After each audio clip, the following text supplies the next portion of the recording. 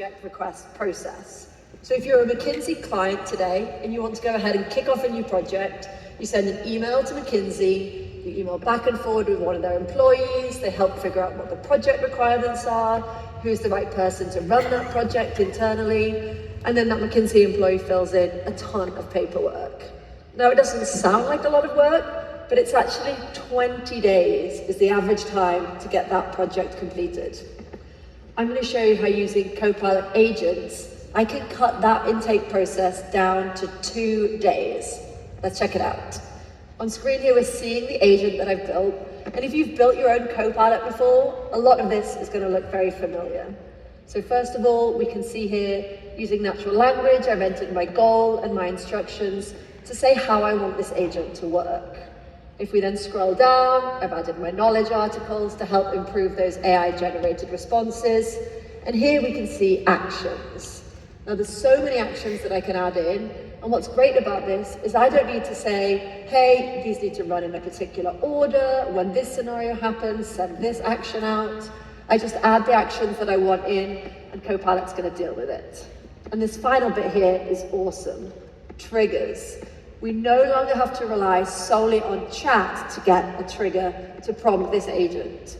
Instead, I can choose from, on the last count, I think 1,400 triggers. And in this case, the one that I've chosen is when a new email lands into this inbox, let's go ahead and trigger the agent to run. So why don't we bring this to life with a real world test? Let's click on new test here, run a real world test. Now this is a very risky moment. This is a live demo. Last I counted, there are 6,000 people in this room. And I'm not saying that my job is completely dependent on this working, but I would really like your help. And I've got a theory that if we start chanting Copilot, it might get this to work better. So will you join me? Copilot, Copilot, Copilot, Copilot. Let's see what it does in the background, and let me explain what's happening. So what is happening is backstage, my colleague Luca has actually sent an email to this McKinsey inbox, and we're waiting to see if it will trigger. And what we'll be able to see on the left-hand side is a dynamic workflow is going to appear. And as I said before, it's not requiring a specific order defined by me. It's saying, what is the thing that we should do in this process for this particular interaction with this particular customer? And then in the middle, we should see the thought process. So it's actually going to explain to me why it's followed that order and what happened. So we're going to give it a couple more seconds. And if it doesn't work, thankfully, Luca backstage also doesn't want me to lose my job. It's worked! Fantastic. Copilot, we never doubted you.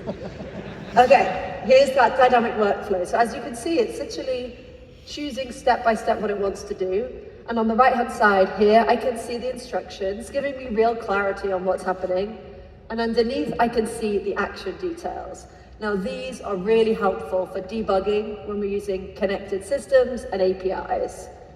So my process was successful. I get to keep my job. Thank you, everybody. But what I want to, let's just cheer for that. I'm going to show you another example. So if I come over here into history, I can see all the times that this has run. And if we look in here, it's great. Complete, complete, complete. But there are some that say partially complete. So let's dig in a little bit more. If I click into Natasha Jones, it's going to show me the specific dynamic workflow it created for the interaction with Natasha. And if I scroll down, I can see here that there was a problem. So if I click into this, it's so clear for me. I can see my instructions, exactly the process it followed, and I can see the reasoning of what went wrong. So in this case, Copilot agent had gone ahead, it had understood the project requirements, and it had figured out which employee, which partner it wanted to complete this engagement. But when it got to the point of bringing that partner in, the partner was not found in Active Directory, so it couldn't actually go ahead and loop them in, and that's why the process wasn't able to complete. Now, my favorite thing about agents is that they love to learn. So let's use this as a teaching moment. If we come over and click on Teach, Copilot's really smart. Copilot has actually suggested, hey, this is what I think we should do differently next time so that I can actually run more autonomously. So it said, if this happens again, I think we should flag it to the manager of that employee who is in Active Directory, and I think we should put a replacement for that employee in the project staffing document. So I can go ahead, I can say, yes, do that.